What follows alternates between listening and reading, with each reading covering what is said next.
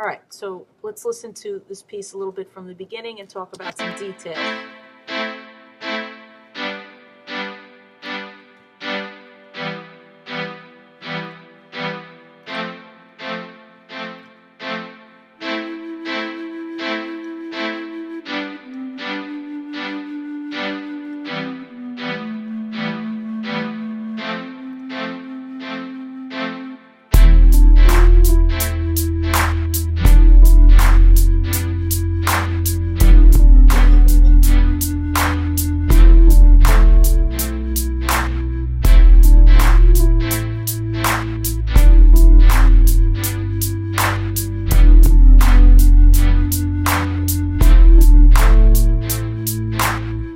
Okay, great. So the first thing is we went in and we quantized these pan pipes, these Peruvian pipes.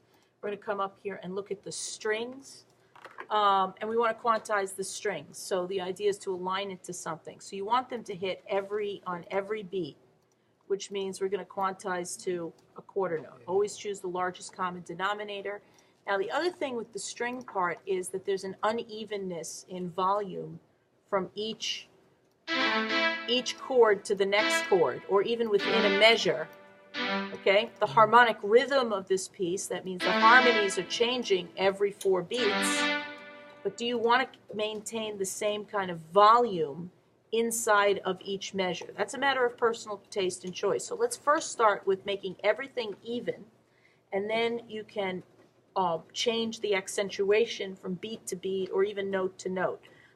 So the first thing I'm going to do is start with everything even by selecting all that we have here and going to view, functions, transform the velocity limiter. So the velocity limiter allows you to set the maximum velocity that you want on something, which I'm setting the maximum here is 127, and I'm going to hit operate. That means that's the most I can get out of the velocity.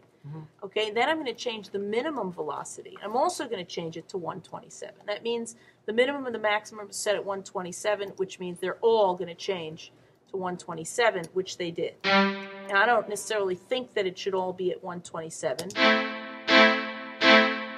Right now, the quality of sound didn't change. One of the things with velocity is that depending upon the volume, the velocity that you're setting, the quality of the instrument changes. Now, this is louder, so it has a little effect on quality, but it's not like it completely changes the quality of the sound. So, and I don't suggest that everything should be at 127, but if we start here, now I have everything nice and even, and let's see, and you'll notice it's not overloading here. Oh, here it is. That's your output for this particular track, right? So, okay, we're all right with the output. As a matter of fact, I have plenty of headroom to go on this output before I even do anything. So you got a lot of headroom there. Now, let's talk about how do you want to make accentuations within this. Well, if I look at the groove here, if I come up here and I just start listening to this drum groove, which we'll talk about another time,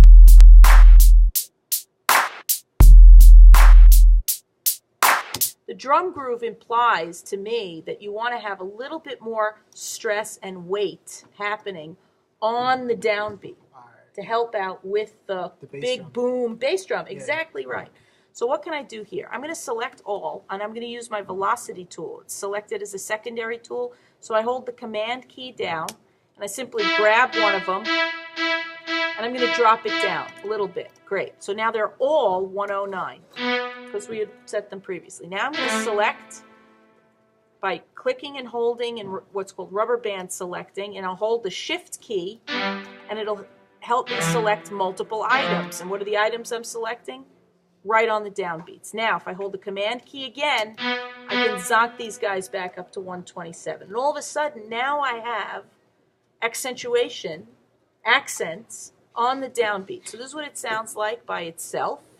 And then we're going to hear it come in with the drum groove 4 measures later. Here it comes. Now, I'm not hearing enough of a change in the inner part, so I'm going to shift select the inner voices, the inner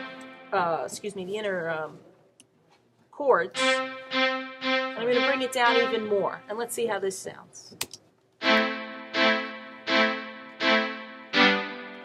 Hear the little accentuation? Say again, man? It goes up by a lot. Yeah, it goes up significantly. And there's a lot more we could fuss with. Like you could decide, you know what, I want to hear more of the top note than the inner voice, than the root and the third of the chord. And we could even mess with that a little bit, right? You could do that if you wanted. These are all the details that are up to you as the composer to mess with. And here it is a change. So what's really speaking are these lines. You can decide that if you want. So velocity makes a big difference. Volume makes a big difference in the flow of the piece. Now let's hear it with the drums and see how we like it. I'm going to undo the inner voice so we can really accentuate the downbeat.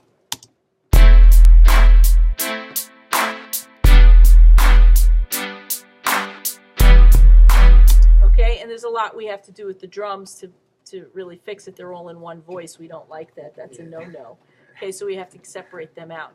But that's just one example of how you could use velocity to use accentuation. The other thing you can do is, even though the bass drum is implying that we accentuate on the downbeat, you can accentuate on any beat. Right now I'm choosing 1 and 3.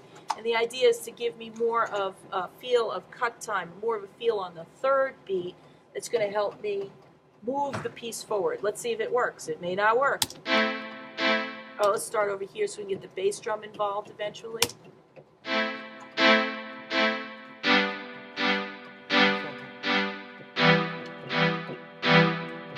Accent on 1, 3, 4. Okay, let's see that. Oh, darn it.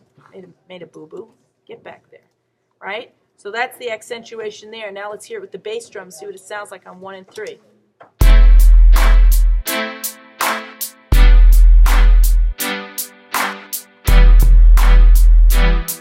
Let's put some of the other stuff in here and see what it sounds like all together. You get the idea.